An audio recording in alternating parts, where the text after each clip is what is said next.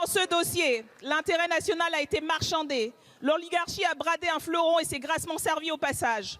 À l'heure où la transition écologique nécessite la planification de savoir-faire et de ressources industrielles sans précédent, ce sabordage est proprement criminel. Vous prétendez garantir l'avenir du site et un accompagnement personnalisé des salariés. Vous allez surtout les accompagner à traverser la rue pour aller s'inscrire au Pôle emploi. Les activités de turbines à gaz qui expliquent le plan social annoncé par General Electric sont la propriété de General Electric depuis 1999. À ma connaissance, en 1999, Emmanuel Macron n'était ni ministre de l'économie, ni président de la République française. Vous faites de la politique politicienne sur le dos des salariés de General Electric, c'est votre problème. Choisissez votre camp. Vous choisissez le camp du populisme, nous choisissons le camp de la responsabilité. Effectivement, l'État ne peut ni créer des emplois industriels d'un coup de baguette magique, ni les sauvegarder. Ça, c'est parfaitement vrai. En revanche, ce que l'État peut faire, c'est un peu de planification industrielle quand même.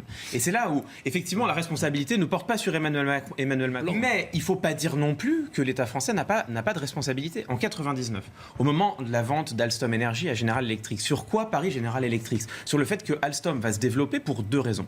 Raison numéro une, on prédit qu'on va pouvoir construire en Europe, et là c'est vraiment une question européenne, des centrales à gaz pour remplacer la fermeture des centrales à charbon. Mauvaise nouvelle, à l'échelle européenne, les centrales à charbon ont fermé beaucoup moins vite que ce qu'on prévoyait. Bonne nouvelle, il se trouve que l'Europe, pris comme un marché global de l'énergie, est en surproduction. Du coup, il n'y a pas eu besoin de créer tant de centrales à gaz que cela. Bon, ça, c'est pas vraiment de la faute de l'État français. En revanche, et ça c'est intéressant, sur quoi misait General Electric? Sur le fait qu'Alstom allait pouvoir se reconvertir et vendre beaucoup dans le domaine des énergies renouvelables. Et là, en 20 ans, 1999-2019, il y a un défaut cruel d'investissement. Alstom comptait beaucoup sur l'éolienne offshore. Je crois, dernier comptage, qu'il y a une éolienne offshore, c'est-à-dire une éolienne en mer, une éolienne offshore déployée en France. Il y a un plan, mais ça tarde à se mettre en place. Pour quelle raison? Parce qu'il y a de multiples recours, que la voie administrative est extrêmement longue et les gouvernements successifs auraient pu faire de la simplification. Aucun ne s'y est risqué. Donc c'est pas de la faute d'Emmanuel Macron, mais il ne faut pas non plus dire que l'État ne peut pas tout. Il était possible d'investir massivement dans l'énergie renouvelable. On ne l'a pas fait. Oui, un dernier mot, Carl Olive.